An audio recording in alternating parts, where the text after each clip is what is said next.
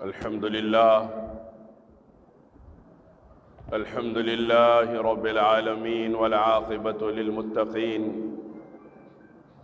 الصلاة والسلام على أشرف الأنبياء والمرسلين وعلى آله الطيبين الطاهرين الهادين وأصحابه الأكرمين أجمعين الرافعين لقواعد الدين. أما بعد، فأعوذ بالله من الشيطان الرجيم. بسم الله الرحمن الرحيم. إن الذين سبقت لهم منا الحسنى أولئك عنها مبعدون. صدق الله مولانا العلي العظيم، وصدق رسوله النبي الأمين الكريم، ونحن على ذلك لمن الشاهدين والشاكرين.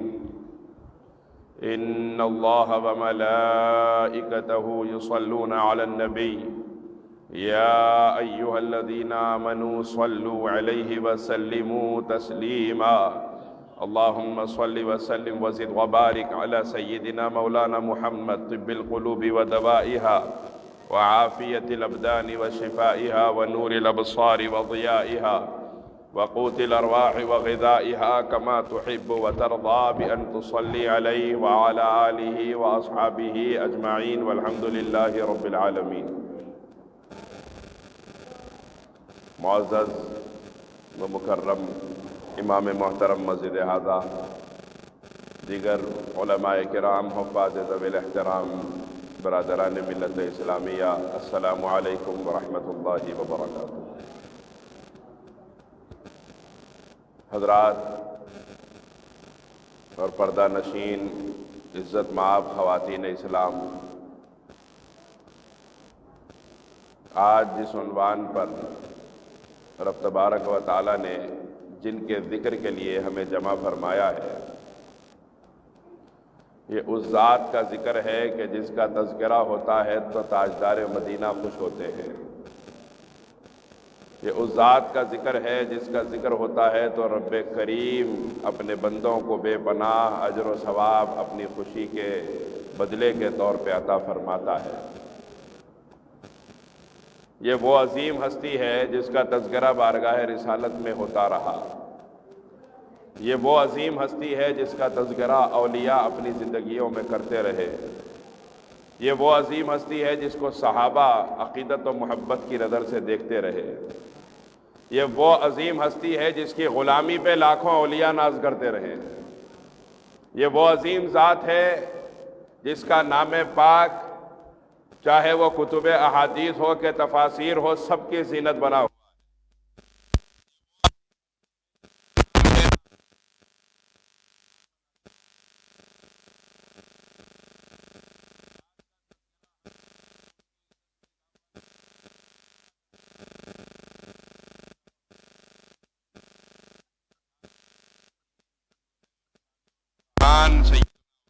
ابن عفان رضی اللہ تعالیٰ عنہ.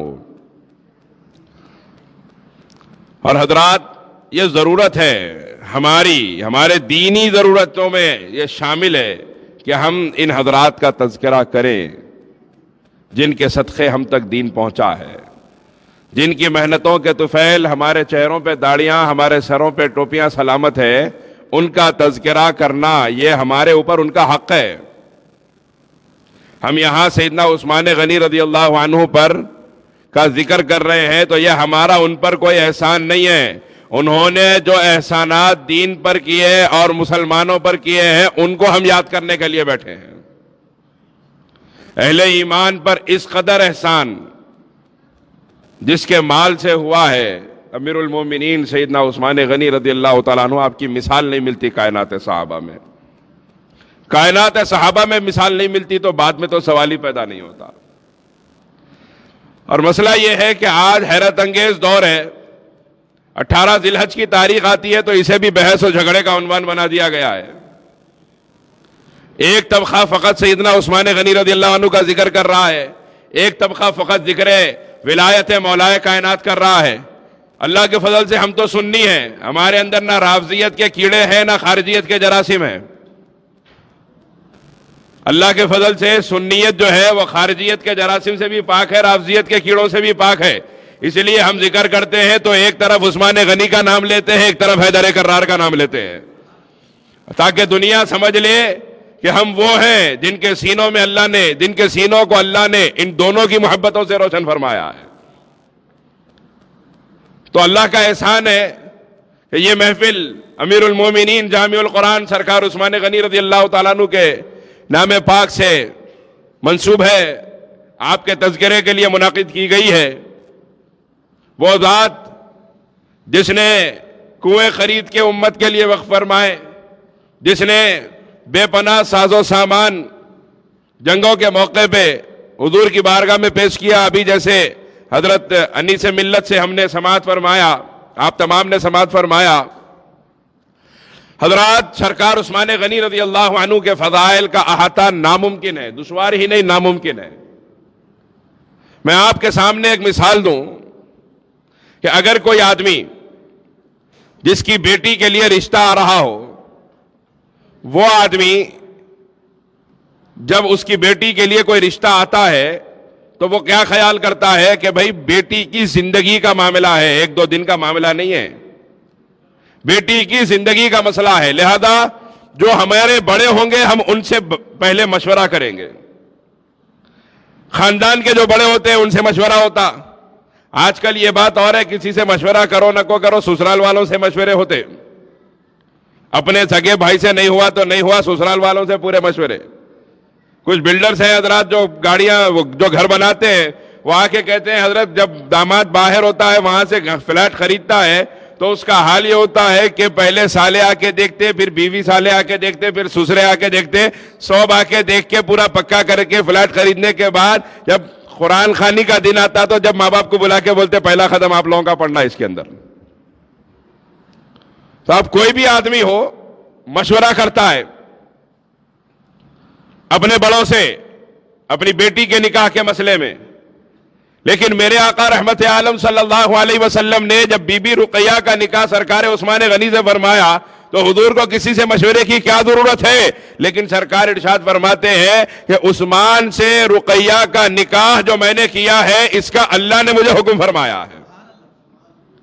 اب آپ غور کیجئے کہ اگر آپ کسی بڑے سے مشورہ کریں گے تو وہ بڑا جو تجربہ کار ہوگا وہ کسی نہ کسی اینگل سے تمام چیزوں سے اس کو غور کرے گا کہ بھئی یہ بچہ اس اعتبار سے شریف ہے کہ نہیں ہے، اس اعتبار سے شریف ہے کہ نہیں ہے، نہیں معلوم ہے تو جا کے دریافت کی جائے گی کہ یہ بچہ مناسب ہے کہ نہیں ہے۔ اب دریافت کرنے والا سچا نکلا تو جو بات سچی ہوگی وہ کہہ دے گا۔ تو عرض کرنے کا مطلب یہ ہے کہ بیٹی کے نکاح کے لیے مشورے بڑوں سے کیے جاتے ہیں اور بڑے شرافت کی ضمانت دیتے ہیں تب جا کے نکاح کیا جاتا ہے۔ میں آپ سے عرض کروں عثمان غنی کے نکاح کا حکم پروردگار عالم نے دیا، مطلب کیا ہے؟ عثمان غنی اس شریف ذات کا نام ہے جس کی شرافت کی ضمانت پروردگار عالم دے رہا ہے۔ عام انسان کی حیثیت ہی کیا ہے کہ ان کے بارے میں کوئی بعد میں کچھ رائے قائم کرے، ایسا کیا تھا کہ ایسا کیا تھا۔ ارے چھ پدی کا شیروا، تیری اوقات کیا ہے، تیری حیثیت کیا ہے؟ گستاخان عثمان غنی کی باتوں کو ہم اہل سنت اپنی جوتی کی نوک پہ رکھتے ہیں تاکہ سمجھ میں آئے کہ جس کی شرافت کی ضمانت پروردگار عالم لے رہا ہے کسی اور کی اوقاتی کیا ہے۔ اور پھر شرافت کی ضمانت اللہ کس کے لیے لے رہا ہے یہ بھی بات سمجھنے کی ہے۔ آج اگر کسی لیڈر، منسٹر، بادشاہ یا پیسے والے کی بیٹی سے شادی ہو جائے تو لوگوں کے پیر زمین پہ نہیں رہتے۔ اب اللہ ضمانت لے رہا ہے عثمان غنی کی شرافت کی، اور کس کے نکاح کے لیے؟ امام الانبیاء کی شہزادی کے نکاح کے لیے۔ سرکار اپنی صاحبزادی کو نکاح میں دے رہے عثمان غنی رضی اللہ عنہ کے۔ ایک صاحبزادی کا وصال ہوا تو دوسری صاحبزادی کو نکاح میں دیا۔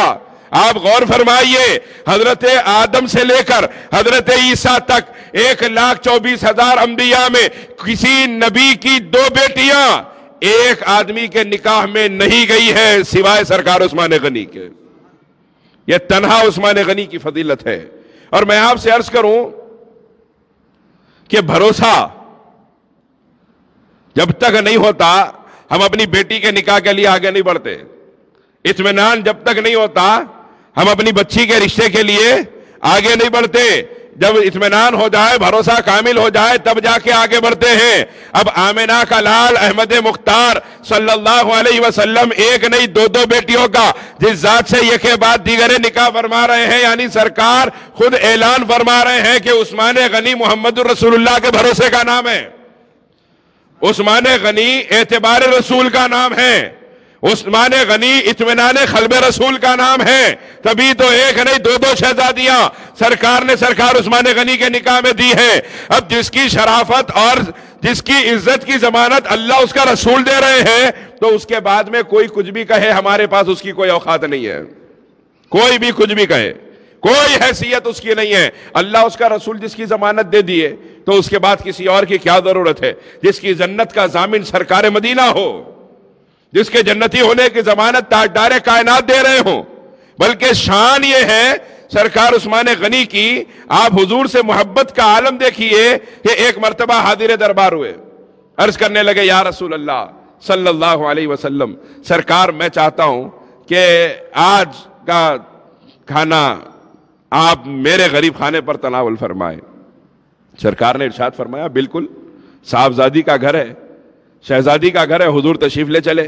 سرکار عثمان غنی پیچھے پیچھے چل رہے ہیں، آپ کے ہونٹ ہل رہے ہیں، سرکار آگے آگے چل رہے ہیں۔ سرکار نے سرکار عثمان غنی کے ہونٹوں کو ہلتا ہوا محسوس کیا، ارشاد فرمایا عثمان کیا بات ہے، کیا پڑھ رہے ہو؟ عرض کیا یا رسول اللہ کچھ نہیں پڑھ رہا ہوں۔ تو ارشاد فرمایا پھر ہونٹ کیوں ہل رہے ہیں؟ عرض کیا یا رسول اللہ کچھ پڑھ نہیں رہا ہوں، لیکن میں نے نیت کی تھی کہ آج مسجد اللہ کا رسول مسجد نبوی سے لے کر میرے گھر میں آنے تک جتنے قدم ڈالے گا میں اتنے اونٹ اللہ کے راستے میں ذبح کروں گا۔ یہ آپ اندازہ لگائیے سرکار عثمان غنی کی عقیدت کا کہ سرکار کے ایک ایک قدم پر ایک ایک اونٹ ذبح فرما رہے ہیں۔ ان کی محبت کا آپ اس بات سے اندازہ لگائیں، کیونکہ آدمی سب قربان کر سکتا، مال قربان کرنا بہت مشکل ہے۔ آج بھی آپ غور فرمائیے، 100 گز وار کے 1 گز نہیں پھاڑنے والی جو مزاج ہمارے اندر ہے، ہم محبت کے باتیں سب کے ساتھ کر سکتے، وہ کر دے سکتے، یہ کر دے سکتے، لیکن جب مال خرچ کرنے کی بات آتی اس وقت سمجھ میں آتا محبت کے دعوے کس قدر پکے تھے، کس قدر کھوکھلے تھے۔ لیکن آپ غور فرمائیے، سرکار عثمان غنی رضی اللہ عنہ کا عالم یہ ہے کہ ایک مرتبہ سرکار کائنات احمد مختار صلی اللہ علیہ وسلم ایک جنگ کے موقع پر کھڑے ہوئے منبر پہ ارشاد فرمایا اسلام کو ضرورت ہے، کون خدمت کرنے کے لیے تیار ہے؟ سرکار عثمان غنی کھڑے ہوئے، عرض کیا یا رسول اللہ 100 اونٹ پورے ساز و سامان کے ساتھ، جتنا وزن اونٹ اٹھا سکتا ہے 100 اونٹ پورے ساز و سامان کے ساتھ میری طرف سے۔ پھر سرکار نے دوبارہ ارشاد فرمایا کوئی ہے اور؟ دوبارہ عثمان غنی کھڑے ہوئے، یا رسول اللہ 200 اونٹ میں ساز و سامان کے میری طرف سے۔ پھر اس کے بعد حضور نے فرمایا اور کوئی ہے؟ پھر عثمان غنی کھڑے ہوئے، عرض کیا یا رسول اللہ 300 اونٹ میں ساز و سامان کے میری طرف سے۔ سرکار منبر سے نیچے تشریف لے آئے، سرکار عثمان غنی کے کندھے پہ ہاتھ رکھ کے ارشاد فرمایا عثمان آج کے بعد تم نیکی کرو یا گناہ کرو جنت تمہارے لیے لکھ دی گئی ہے۔ آپ غور فرمائیے سرکار عثمان غنی کی قربانیوں کا، سرکار عثمان غنی کی عزت کا یہ عالم ہے کہ آپ کو ان قربانیوں کو دیکھ کر، ان عظمتوں کو دیکھ کر، وہ عظمتیں جو اللہ نے آپ کے بارے میں بیان فرمائی، حضور پاک علیہ الصلوۃ والسلام نے اپنی 2 صاحبزادیاں عطا فرمائی، تو ہم کیا کہتے ہیں؟ ذی النورین۔ کیا کہتے ہیں؟ ذی النورین، 2 نور والے۔ وہ 2 نور کون ہیں جو 2 نور والا کہا گیا؟ 2 نور کون ہیں؟ ایک بی بی رقیہ ہے اور ایک بی بی ام کلثوم ہے، جن 2 شہزادیوں سے حضور کے نکاح ہوا۔ تو یہ دونوں شہزادیاں، اچھا یہ ایک بات بھی عرض کرتا چلوں، آج کل نیا فتنہ چلا ہے اہل سنت کے اندر بھی کہ نعوذ باللہ سرکار کی ایک ہی شہزادی ہے، 3 شہزادیاں بی بی خدیجۃ الکبریٰ کی پہلے کے شوہر سے تھی۔ یہ بھی بات کہنے والے کہہ رہے ہیں، یہ اہل سنت کے اندر یہ بھی ایک فتنہ چل پڑا ہے، ایک ہی شہزادی ہے سیدہ کائنات سیدہ فاطمۃ الزہرا سلام اللہ علیہا، باقی تینوں شہزادیاں بی بی خدیجۃ الکبریٰ سے ہیں۔ اگر آپ کے سامنے کوئی یہ بات کہے تو سن لیجئے، اللہ ارشاد فرماتا ہے یا ایھا النبی قل لازواجک و بناتک، اے میرے محبوب آپ فرمائیے اپنی بیویوں سے اور اپنی بیٹیوں سے، اور بنات کا لفظ وہیں استعمال ہوتا ہے جہاں 3 یا 3 سے زیادہ پائے جاتے ہیں، 3 سے کم پہ بنات کا لفظ استعمال نہیں ہوتا۔ اگر کوئی کہہ رہا ہے تنہا فاطمۃ الزہرا شہزادی ہے، وہ قرآن کا انکار کر رہا ہے، اور جو قرآن کا انکار کرے اس کا ایمان باقی نہیں رہتا، علی الاعلان قرآن کا انکار کر رہا ہے۔ اب بی بی رقیہ کو دیا حضور نے نکاح میں، بی بی ام کلثوم کو حضور نے نکاح میں دیا، عثمان غنی رضی اللہ عنہ کو ذی النورین کہا گیا. تو میں حیران ہو گیا کہ ذی النورین کون کون کہتا ہے؟ کیا صرف ہم کہتے ہیں؟ نہیں، سبھی کہتے ہیں. دوسرے جتنے مکتب فکر ہے سب ذی النورین ذی النورین ذی النورین، دو نور والے. کیا مطلب ہے؟ وہ دو نور کیا ہے؟ وہ بی بی رقیہ ہے، بی بی ام کلثوم ہے، وہ دو نور ہیں. تو جب بیٹیوں کو نکاح میں دیے جانے کی وجہ سے عثمان غنی دو نور والے ہو سکتے ہیں کیونکہ بیٹیاں نور ہیں، تو بیٹیوں کو نکاح میں دیا گیا تو وہ نور والے ہو سکتے ہیں، اور سرکار کو نور کہا جائے تو پھر عقیدہ بدل رہا ہے. سرکار کے نور ہونے پر انکار کرنے والے شہزادیوں کے نور ہونے پر قائل ہیں، اور شہزادیوں کے نکاح کی وجہ سے عثمان غنی رضی اللہ عنہ کے ذی النورین ہونے پہ قائل ہے، سرکار کے نور ہونے پہ قائل نہیں ہے. سرکار کی وجہ سے شہزادیوں کو نور کہنے پہ قائل ہے لیکن سرکار کو نور کہنے کے قائل نہیں ہے. تو یہ بھی بات تھوڑا سمجھنے کی ہے، کیونکہ ہمارے اطراف بھی آج کل بہت سے فتنے، نئی نئی صورتیں، نئی نئی شکلیں لے کے پنپ رہے ہیں، اور ان فتنوں سے امت کو آگاہ کرنا ضروری ہے. میں کوئی وقت گزاری یا ادھر ادھر کی بات نہیں کر رہا ہوں، ان فتنوں سے امت کا آگاہ ہونا ضروری ہے، کیونکہ آج کل تو فتنوں کی بھرمار ہے، اور ہمارے ان تمام علاقوں کو خاص طور سے ریڈر پہ رکھا گیا ہے فتنوں کے. خاص طور سے چاہے وہ فتنہ خوارج ہو، چاہے وہ فتنہ سلفیت ہو، چاہے وہ فتنہ غیر مقلدیت ہو، یا پھر وہ فتنہ خوارج ہو یا فتنہ روافض ہو. اس وقت ہمارے جو علاقے ہیں یہ پرانے شہر کے، یہ خاص طور سے ریڈر پہ ہے.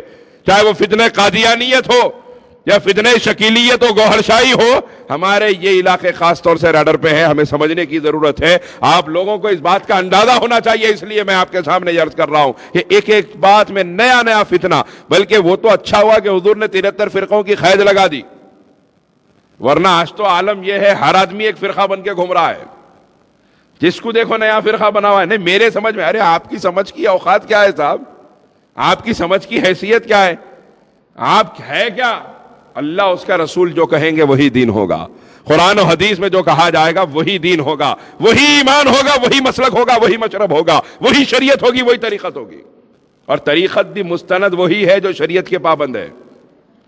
وہ طریقت جو شریعت کے تابع نہ ہو، اولیاء اللہ نے اسے مستند نہیں فرمایا. سرکار بندہ نواز کا ارشاد ہے یہ کہ مستند طریقت وہی ہے جو شریعت کی پابند ہوتی ہے، ورنہ جو شریعت کی پابندی جس کے اندر نہ ہو وہ طریقت نہیں کہلاتی، وہ طریقت نہیں کہلاتی. طریقت کی سند شریعت ہے.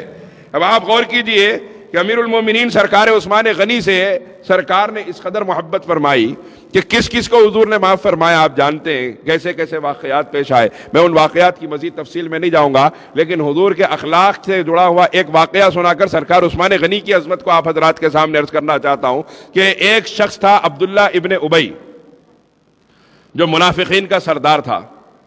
سامنے آ کے کہتے تھے مسلمان ہیں مدینے پاک میں، اور بد پیچھے ہمیشہ کوشش میں رہتا تھا کہ کسی نہ کسی طریقے سے حضور کو تکلیف دی جائے، اور لگاتار سرکار کو اور صحابہ کرام کو تکالیف دیتا رہتا تھا. اور سامنے آتا تو کہتا حضور میں تو آپ کا ہی ماننے والا ہوں، میں تو آپ کا ہی امتی ہوں. بلکہ حضور پاک علیہ الصلوۃ والسلام جب تشریف لائے مدینے پاک میں، صحابہ کرام طلع البدر علینا من ثنیۃ الوداع پڑھ کے حضور کا استقبال فرما رہے تھے. اس وقت وہ بھی موجود تھا. تو بسا اوقات پہچاننا مشکل ہو جاتا ہے چاہنے والا کون ہے اور دشمنی کرنے والا کون ہے، کون محبت کے راستے سے دشمنی کر رہا ہے، کون دشمنی کے راستے سے محبت کر رہا ہے. یہ بھی سمجھ کے چلنا ضروری ہوتا ہے. تو اب آپ غور فرمائیے کہ عبداللہ ابن ابی ایک جنگ میں بھی حضور کے ساتھ گیا، اور اس کا حال کیا ہوتا تھا، جنگ میں چلے جاتا تھا، جب جنگ سب میدان میں اترتے تھے یہ خیمے میں بیٹھ جاتا تھا. جنگ ختم ہو گئی واپس آ جاتے تھے، یہ بھی فاتح لوگوں کی طرح شان کے ساتھ داخل ہو جاتا مدینے میں. تو حضور کے ساتھ جنگ پہ گیا تو انصار اور مہاجر، یعنی مدینے والے صحابہ جو انصار کہلاتے ہیں، مہاجر وہ صحابہ جو مکے کے ہجرت کر کے گئے ہوئے تھے، دونوں میں جھگڑا ہوا آپس میں کسی بات پر. اور وہ جھگڑا اتنا بڑھ گیا کہ انصار کی طرف سے بھی تلواریں نکل گئی، مہاجرین کی طرف سے بھی تلواریں نکل گئی صحابہ کرام کے مابین. وہ اتنا بڑھ گیا جھگڑا، یا الانصار یا المہاجر کی صدائیں بلند ہونے لگی. دونوں طرف سے انصار و مہاجر ایک دوسرے کے سامنے آ گئے، دوسرے سے کیا لڑتے، آپس میں جنگ کی کیفیت پیدا ہوئی. سرکار باہر تشریف لائے اور ایسا خطبہ بیان فرمایا کہ تلواریں کونے میں چلے گئی, نیام میں چلے گئی, اور صحابہ ایک دوسرے کے گلے مل کے رونے لگے اور ایک دوسرے سے معافیاں مانگنے لگے, ایک دوسرے سے محبت کا اظہار کرنے لگے. یہ ساری باتیں ہو گئی. رات کا وقت ہے, ایک مہاجر صحابی ایک خیمے میں آرام فرما رہے ہیں, اور انصار کے صحابہ جو نئے نئے اسی وقت مسلمان ہوئے تھے, قدیم مسلمان نہیں تھے, جو انہی دنوں میں مسلمان ہوئے تھے, ان میں سے کچھ صحابہ بیٹھے ہوئے تھے, اور یہ عبداللہ ابن ابی ان کے درمیان جا کے بیٹھ گیا اور جا کے نعوذ باللہ کہنے لگا کہ ہم نے ان کو جگہ دی مدینے میں, ہم نے ان کمتر لوگوں کو, نعوذ باللہ اس کے الفاظ اور الگ ہیں, اس نے کہا ان کمتر لوگوں کو, میں اپنے الفاظ میں کہہ رہا ہوں, اس نے اور الگ الفاظ سے کہا کہ ان کمتر لوگوں کو ہم نے مدینے میں جگہ دی, اور ان کی یہ ہمت کہ یہ ہمارے اوپر تلوار کھینچ رہے, مدینے میں جائیں گے تو ہم ان کا حشر دکھائیں گے, ہمیں کیا کرنے والے ہیں. وہ بیٹھ کے سن رہے ہیں.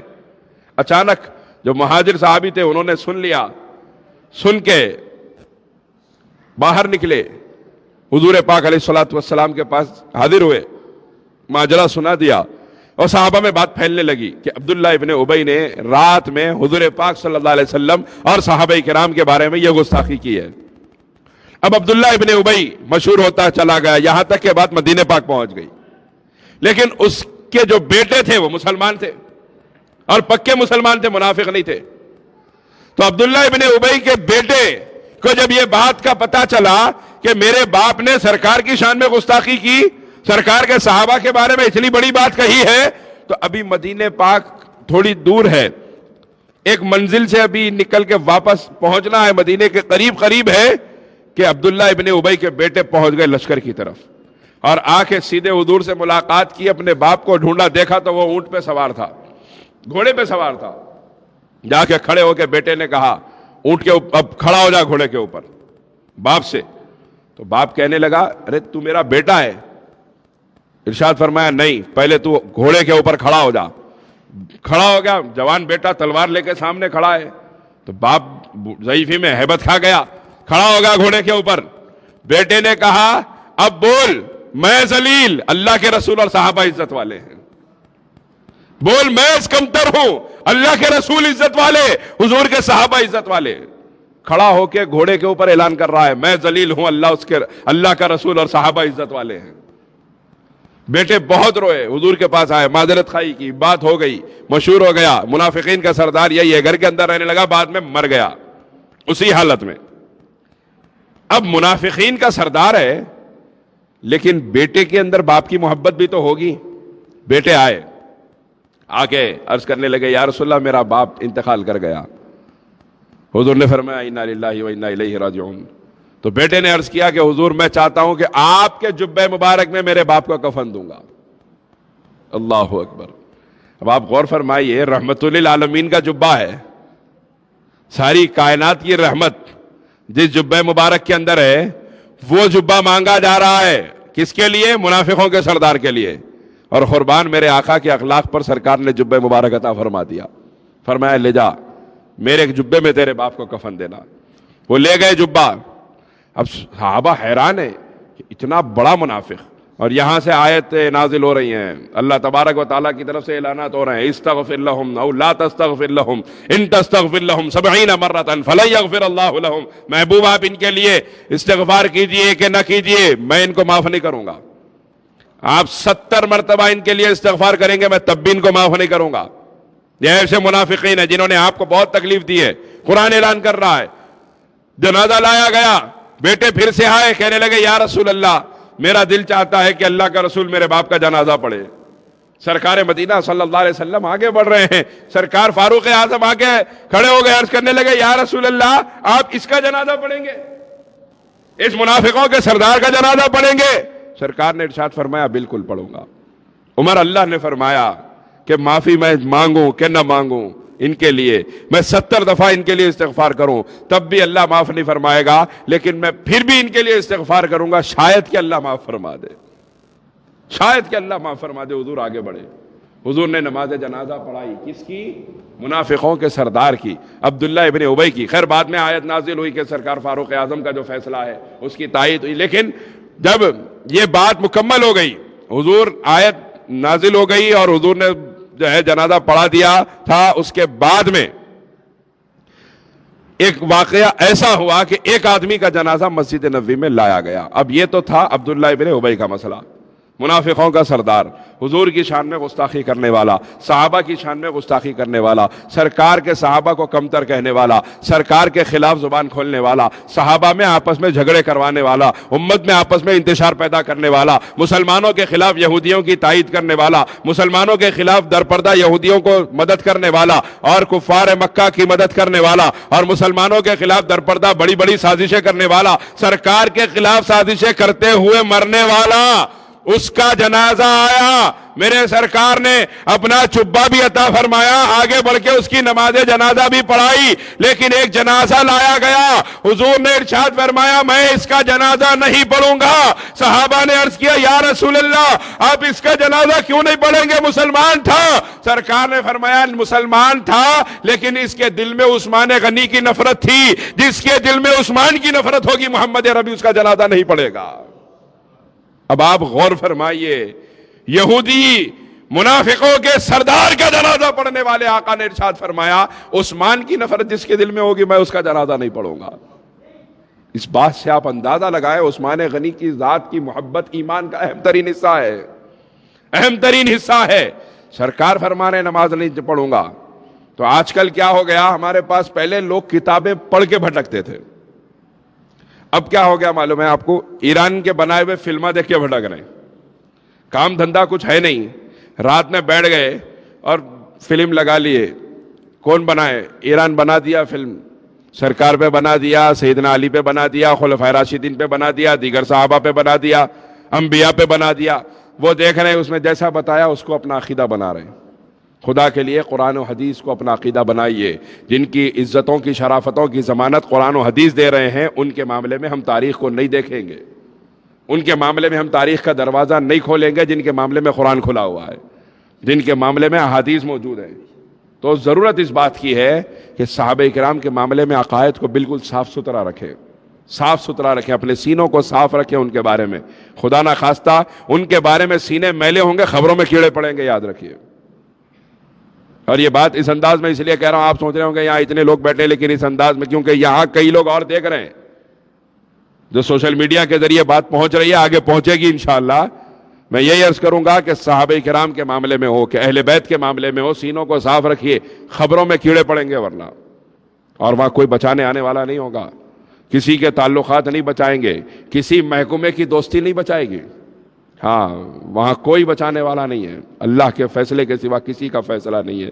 اور اللہ تعالیٰ نے جن کی عزتوں کا فیصلہ فرما دیا ان کی شان میں گستاخی کرنے والا عزت دار نہ مرے گا نہ میدان محشر میں عزت دار اٹھے گا. خدا کے لیے اپنی زبانوں کو صحابہ کے معاملے میں، اہل بیت کے معاملے میں بالکل اپنی اوقات میں رکھیے، اپنی حیثیت میں رکھیے کہ میری اوقات کیا ہے مجھے معلوم ہے. پیٹ میں گندگی لے کے گھومنے والا انسان میری حیثیت ہی کیا ہے؟ آج فجر پڑھا تو 2 دن نہیں پڑھنے والا انسان میری اوقات ہی کیا ہے؟ اور میں کس کے بارے میں بات کر رہا ہوں؟ جن کے بارے میں قرآن و حدیث گواہی دے رہے. تو پھر سرکار عثمان غنی وہ تو پھر وہ ذات ہے جس کی گواہی بار بار آمنہ کے لال نے دی ہے، جس کی عظمت و عزت کی ضمانت بار بار سرکار مدینہ نے دی ہے، وہ سرکار عثمان غنی ہیں. آپ کی حیا کا عالم کیا ہے؟ سرکار عثمان غنی سے جو حیا اس امت کو ملی ہے، اللہ اکبر. عثمان غنی کی حیات سے درس حیا امت کے نوجوانوں کو بالخصوص حاصل کرنے کی ضرورت ہے. وہ جامع القرآن جس کی محبت کو ہمارے ایمان کا حصہ بنایا گیا، حیا کا یہ عالم ہے کہ امیر المومنین سیدنا امام حسن مجتبی علیہ السلام ارشاد فرماتے ہیں. کیا ارشاد فرماتے ہیں؟ کہ ان کے حیا کا، سرکار عثمان غنی کی حیا کا یہ عالم تھا کہ وہ اگر تنہا غسل خانے میں غسل بھی کر رہے ہیں تب بھی حیا کی وجہ سے جھک کے بیٹھا کرتے تھے، ایک دم کھڑے ہو کے غسل نہیں فرماتے تھے. حیا کا یہ عالم تھا. تنہا غسل خانے میں کوئی نہیں ہے دوسرا، لیکن عالم کیا تھا حیا کا آپ کی؟ کہ آپ جھک کے بیٹھا کرتے تھے غسل کرنے کے لیے. اس قدر حیا سرکار عثمان غنی کی، سرکار کا ادب اور سرکار سے حیا کا معاملہ، سرکار عثمان غنی کا یہ کیفیت تھی کہ سرکار عثمان غنی نے ارشاد فرمایا کہ جب سے میں نے حضور کے ہاتھ میں ہاتھ دے کر کلمہ پڑھا ہے، جب سے میں نے حضور کے دستے مبارک میں اپنا ہاتھ دے کر کلمہ پڑھا ہے، اس دن سے آج تک میں نے اپنا یہ ہاتھ اپنی شرمگاہ کو بھی نہیں لگایا ہے. وجہ کیا ہے؟ یہ حیا ہے کہ میں کیسے برداشت کرتا یا میری غیرت کیسے گوارا کرتی کہ اس ہاتھ کو میں ایسی جگہ استعمال کروں، طہارت کے لیے بھی ایسی جگہ استعمال کیسے کروں جس ہاتھ کو میرے آقا صلی اللہ علیہ وسلم کے ہاتھ سے نسبت ہو گئی ہے۔ اور عثمان غنی کی عظمت کا یہ عالم آپ غور کیجئے، شاید کائنات میں پھر یہ فضیلت جو سرکار عثمان غنی کے حصے میں آئی کسی کے حصے میں نہیں آئی، کسی کے حصے میں نہیں آئی، کائنات صحابہ میں نہیں، اگلے پچھلوں میں کسی کے حصے میں یہ فضیلت نہیں آئی جو تنہا عثمان غنی کی فضیلت میں آئی ہے کہ سرکار مدینہ صلی اللہ علیہ وسلم نے ارشاد فرمایا، جب بیعت رضوان لی گئی، میرے آقا صلی اللہ علیہ وسلم نے اپنا ایک دست مبارک بلند فرمایا میرا ہاتھ ہے، دوسرا دست مبارک اس پہ رکھ کے فرمایا یہ عثمان کا ہاتھ ہے۔ عثمان چونکہ موجود نہیں ہے، میری طرف سے مکہ گئے ہوئے ہیں اور ان کی شہادت کی خبریں آ رہی ہیں، سرکار مدینہ صلی اللہ علیہ وسلم نے اپنے دست مبارک کو، شیخ الاسلام امام انوار اللہ فاروقی رحمۃ اللہ علیہ نے لکھا، حضور کا دست مبارک اللہ کا دست قدرت ہے، ما رمیتا اذ رمیتا ولکن اللہ رما، محبوب آپ نے اپنے ہاتھوں سے کنکر پھینکے، آپ نے نہیں پھینکے، آپ کے ہاتھوں سے اللہ نے پھینکا ہے۔ تو جس ہاتھ کا فعل خدائی کہلاتا ہے، جس ہاتھ کا سے صادر ہونے والا کام وہ کام رب کریم کا ہو جاتا ہے، اس ہاتھ کو سرکار نے فرمایا یہ عثمان غنی کا ہاتھ ہے، وہ ید اللہ ہے، ید اللہ وہ ہاتھ ہے، حضور کا دست مبارک ہے، حضور ارشاد فرما رہے ہیں یہ عثمان غنی کا ہاتھ ہے، اور بیعت لی گئی، اس وقت تک ہم واپس نہیں جائیں گے جب تک کہ قتل عثمان کا بدلہ نہیں لیں گے۔ تو قتل عثمان کا بدلہ سب سے پہلے اس مہم کو قائم فرمانے والی ذات کا نام سرکار مدینہ صلی اللہ علیہ وسلم ہے۔ اب آپ غور کیجئے عثمان غنی کی عقیدت کا عالم کیا ہے، ان کی محبت کا عالم کیا ہے کہ جب بھیجے گئے مکے کی طرف کفار سے گفتگو کے لیے، ان لوگوں نے کہا آپ آئے ہیں، آپ کے نبی کو اس سال نہیں آنے دیں گے، اگلے سال حج کے لیے بلائیں گے، اجازت دیں گے، اور کسی صحابی کو بھی آنے نہیں دیں گے، لیکن عثمان چونکہ آپ آ گئے ہیں تو آپ ایک کام کریں کہ آپ کعبے کا طواف کرتے ہوئے جائیں، کعبے کا طواف کر کے جائیے۔ سرکار عثمان غنی رضی اللہ عنہ نے کعبے کے سامنے کھڑے ہو کے کعبے کو اپنی آنکھوں سے دیکھتے ہوئے ارشاد فرمایا نہیں میں کعبے کا طواف نہیں کروں گا۔ وہ حیران ہے کہ کعبے کے سامنے کھڑے ہیں حالت احرام میں اور کعبے کا طواف کرنے کو تیار نہیں ہے۔ ارشاد فرمایا اللہ کی قسم عثمان اس وقت تک طواف نہیں کرے گا کعبے کا جب تک کہ میرے سرکار نے کعبے کا طواف نہ کر لیا ہو۔ اب آپ غور فرمائیے، کعبہ آنکھوں کے سامنے ہو اور عاشق کہے کہ میرا دل چاہتا ہے کہ میں پہلے میرے آقا طواف کرے اس کے بعد میں کعبے کا طواف کروں، کیونکہ سرکار عثمان غنی بتا رہے ہیں جس کے طواف سے میں نے اپنے آپ کو روکا ہے وہ کعبہ ہے، اور جس کی محبت میں اپنے آپ کو طواف سے روکا ہے وہ کعبے کا کعبہ ہے۔ حاجیوں آؤ شہنشاہ کا روزہ دیکھو، کعبہ تو دیکھ چکے، کعبے کا کعبہ دیکھو، غور سے سن تو رضا، کعبے سے آتی ہے صدا، میری آنکھوں سے میرے پیارے کا روزہ دیکھو۔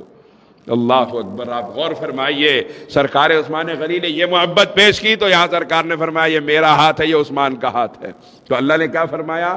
عثمان غنی کی شہادت کا بدلہ لینے کے لیے جس مہم کا آغاز کیا گیا، جس بیعت کو کیا گیا، اس پر اللہ نے کیا فرمایا؟ لقد رضی اللہ عن المؤمنین اذ یبایعونک تحت الشجرہ۔ محبوب قتل عثمان کے لیے جو بیعت لی گئی ہے، جھاڑ کے نیچے بیٹھ کے جتنے لوگ اس بیعت میں شامل تھے، اللہ ان تمام سے راضی ہونے کا اعلان فرما رہا ہے۔ یہ ہے سرکار عثمان غنی کی محبت اور محبتوں کے صلے اور محبتوں کے بدلے۔ تو میں عرض کر رہا تھا کہ سرکار عثمان غنی رضی اللہ تعالیٰ عنہ نے جو مصائب بھی اٹھائے، جو مصیبتیں بھی برداشت فرمائی، اتنے تمام معاملات کے باوجود، اس قدر فضائل کے باوجود آپ کو شہید کیا گیا، اور تاریخ اسلام کی سب سے پہلی مظلوم شہادت اگر کوئی ہے تو وہ سرکار عثمان غنی کی ہے۔ اس قدر مظلوم شہادت، اور بھی ہے مظلوم شہادتیں، لیکن اس قدر مظلوم شہادت کہ میں اور آپ عام لوگ ہیں، کوئی لڑتا ہوا ہمارے گھر کے اندر داخل ہو جائے ہمارے زنانے کی موجودگی میں تو ہماری کیا حالت ہوتی ہے اندازہ نہیں لگا سکتے۔ اور سرکار عثمان غنی جیسی حیا والی ذات کے گھر کے اندر داخل ہو کے قتل کیا گیا، آپ کو شہید کیا گیا. اور حیرت کی بات تو یہ ہے کہ جتنے لوگ لڑنے کے لیے آئے تھے اس سے تو بہت زیادہ لوگوں کا لشکر کھڑا ہوا ہے. کہ امیر المومنین آپ اجازت دیجئے، ہم ان کو ابھی ختم کر دیں گے. لیکن سرکار عثمان غنی نے ارشاد فرمایا نہیں، میں یہ نہیں چاہتا کہ میری ایک جان کی وجہ سے سرکار کے شہر میں مسلمانوں کا آپس میں خون بہے. میں قربان ہوتا ہوں، ہو جاؤں، کیونکہ مجھے حضور نے فرمایا تھا کہ میں شہید ہونے والا ہوں. میں شہید ہوتا ہوں، ہو جاؤں گا، لیکن